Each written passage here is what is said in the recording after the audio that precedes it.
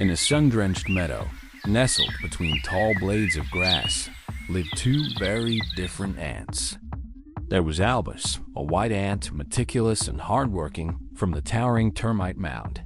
And then there was Nero, a black ant, bold and adventurous, from the bustling black ant hill.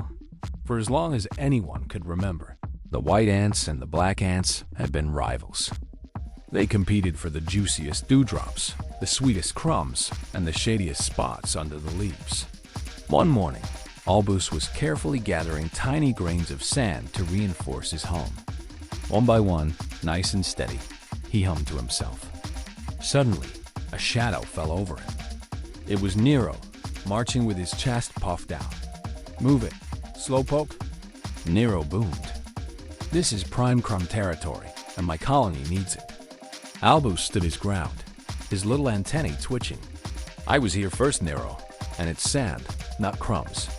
Your colony has plenty of territory."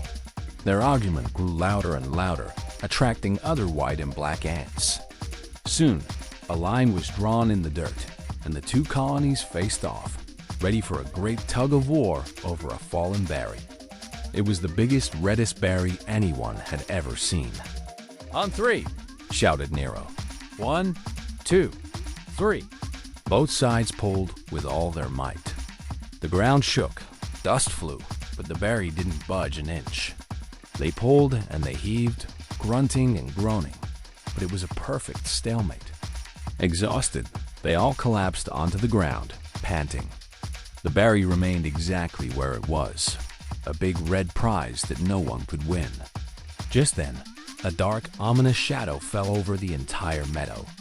A giant praying mantis, with eyes like huge green marbles and scythe-like arms, loomed over them. It clicked its mandibles, eyeing the ants and the delicious berry. A hush fell over the crowd. Fear, cold and sharp, replaced their rivalry. The ants, both black and white, scrambled for cover, but they were too exposed. Seeing the panic, Albus had an idea. He scurried over to Nero. "Nero, forget the berry. We have to work together or we'll all be lunch." Nero looked at the terrifying mantis, then at Albus, and nodded. There was no time for old arguments. "Listen up," Nero bellowed to all the ants. "Black ants, white ants, it doesn't matter. We need to create a distraction. Follow me." Nero led a brave group to the left, waving their antennae and stomping their feet to draw the mantis's attention. At the same time, Albus rallied the other ants. "Quickly, we'll build a barrier," he commanded. Using their combined strength, the white ants and black ants started piling pebbles, twigs, and leaves, creating a small wall. It was amazing to see them work together. The white ants, with their building skills, created a solid foundation, while the black ants, with their strength, brought heavier materials. The mantis, confused by Nero's group, turned its head, giving Albus's team the precious seconds they needed. Just as the mantis lunged, the last pebble was put in place. The creature crashed into the makeshift barricade, startled and annoyed. While it was tangled in the twigs, all the ants scurried back to the safety of their respective homes.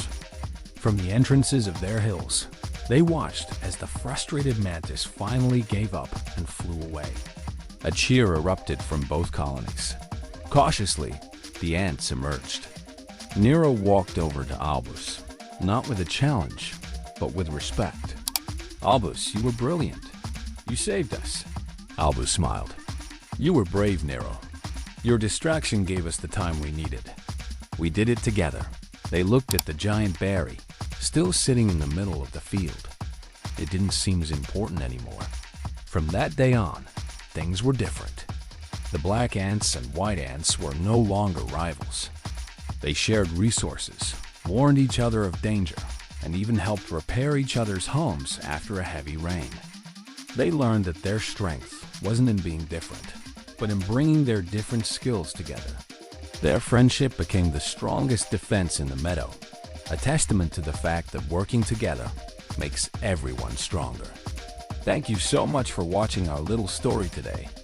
If you enjoyed it, Please hit that like button and subscribe for more tailies from the meadow. We'll see you next time.